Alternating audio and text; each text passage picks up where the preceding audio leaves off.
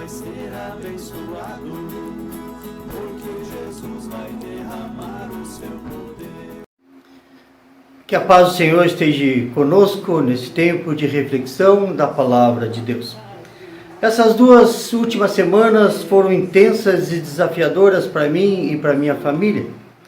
Mas teve uma palavra que eu vi nesse tempo, a palavra de Isaías 49, versículo 16, que diz assim: Eis que nas palmas das minhas mãos te gravei, os teus muros estão continuamente perante mim.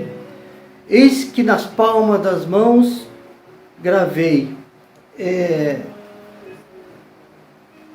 Essa palavra está no contexto da semana passada, que o pastor Juliano levou essa palavra no sepultamento da minha sogra.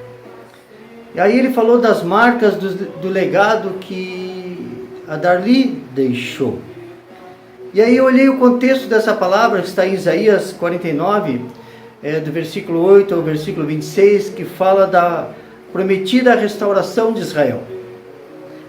E aí o versículo 8 diz assim: Diz ainda o Senhor, no tempo aceitável eu te ouvi e te socorri no dia da salvação. Guardar-te-ei e te farei mediador da aliança do povo, para restaurares a terra e lhes repartires as heranças assoladas. Ou seja, a palavra fala de um Deus que se importa, de um Deus que diz que tempo aceitável, no tempo certo. Mas aí, a partir daí, do versículo 14 desse Isaías 49, olha o que diz. Mas Sião diz: o Senhor me desamparou, o Senhor se esqueceu de mim. E aí Deus diz: acaso pode uma mulher esquecer-se do filho que ainda mama, de sorte que não se compadeça do filho do seu ventre? Mas ainda que esta viesse a se esquecer dele, eu todavia não me esquecerei de ti. Eis que nas palmas das minhas mãos te gravei, os teus muros estão continuamente perante mim. Então Deus fala que o tempo aceitável, o tempo certo. E aí Sião diz que Deus desamparou, ou seja, sempre reclamando aquele povo, sempre nunca contente com nada. E aí Deus diz assim, compara com uma mãe, diz: pode uma mãe abandonar? Mesmo que isso aconteça, Deus jamais vai desamparar.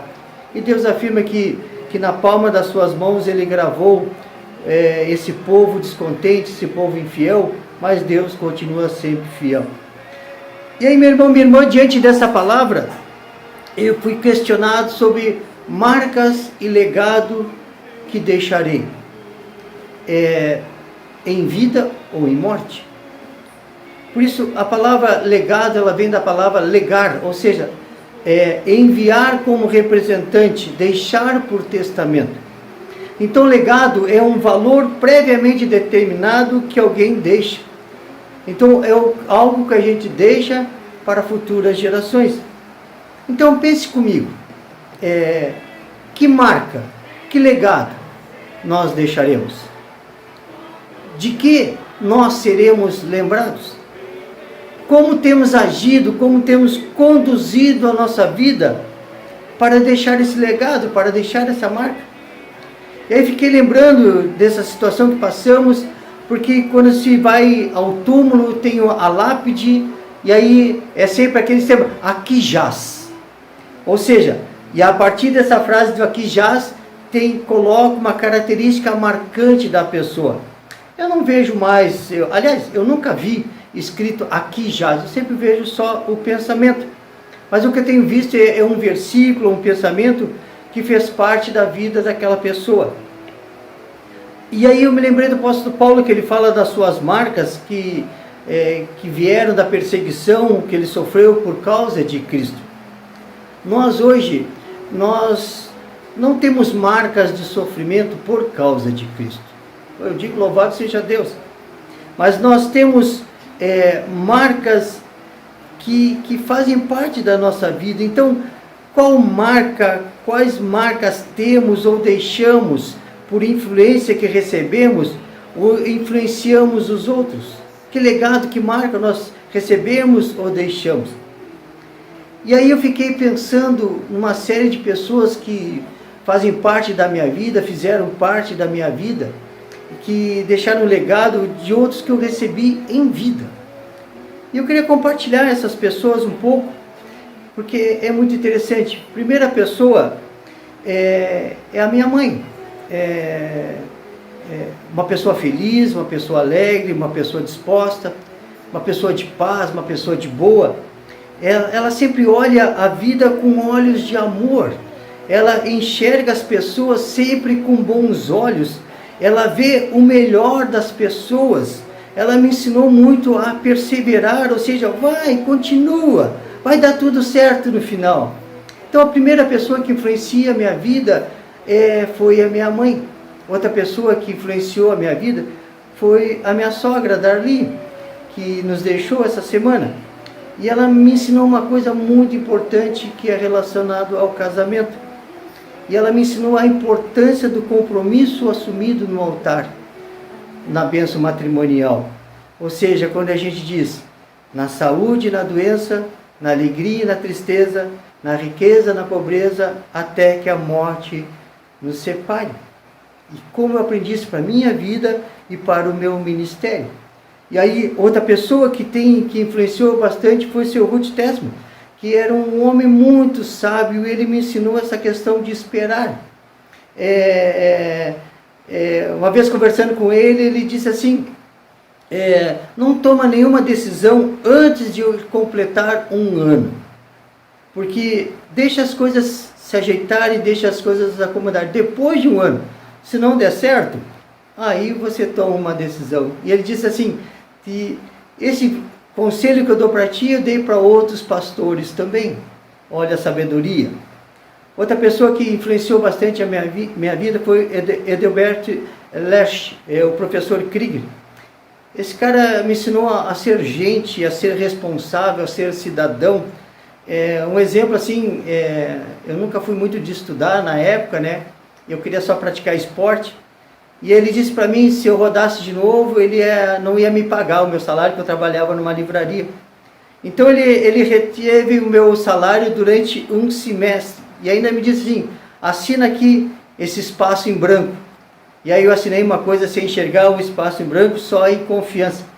No final do semestre eu fui aprovado, e aí o meu salário estava numa poupança. Ou seja, de tantas coisas que eu aprendi com o Krieger, honestidade e amizade. E aí vem a parte dos pastores que fizeram parte da minha vida. Primeiro o pastor Valdir, é impronunciável, Steuernagel, creio que é assim. Ele me ensinou o plano da salvação. Ele me levou à fé em Jesus Cristo, aceitá-lo como Senhor e Salvador. Depois veio o pastor Eldo Krieger, que me ensinou a ser igreja, que gostar da igreja, cuidar da igreja, se importar com a igreja.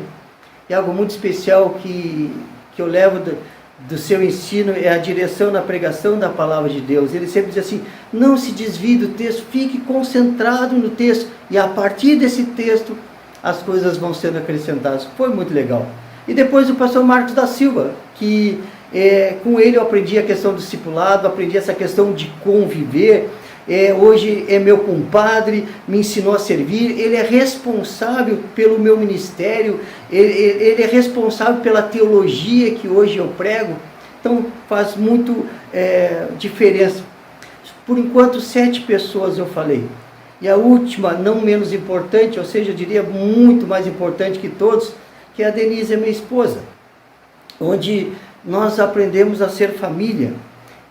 Uma pessoa de personalidade forte, nós somos diferentes, mas somos um e nos completamos.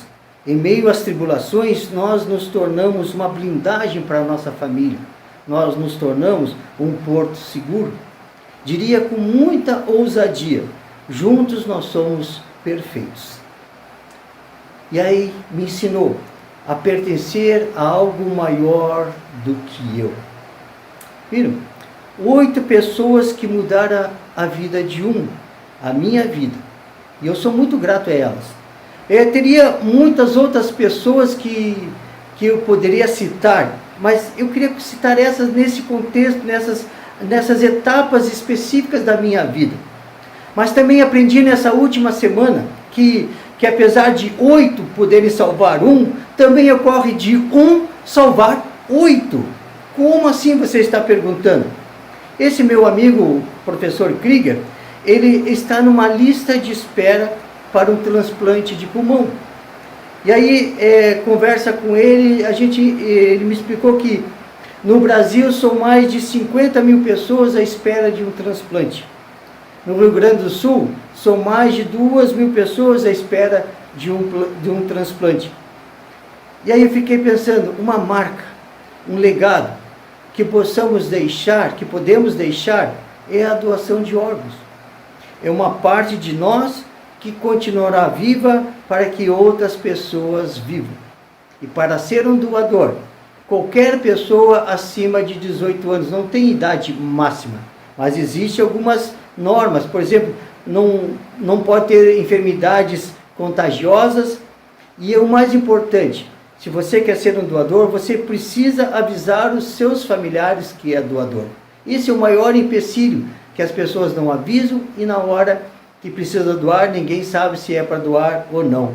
Ou seja, um pode salvar 8. Podemos ser doadores em vida, como doadores após a morte. Mais de 54 mil pessoas estão correndo contra o tempo para sobreviver. Não deixe que o relógio pare. Uma pessoa pode salvar 8. A vida precisa continuar. Avise sua família que você é doador. A morte.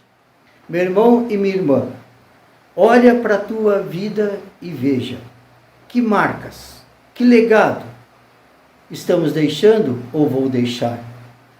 Cristo deixou uma marca a ser seguida, como o apóstolo Paulo nos ensinou: sede meus imitadores, como eu sou de Cristo. Faça a diferença, seja um doador, avise aos seus familiares. Que Deus possa estar conduzindo a nossa vida e que a nossa vida possa ser repleta de felicidade no Senhor Jesus Cristo. Fique na paz do Senhor, em nome de Jesus. Amém.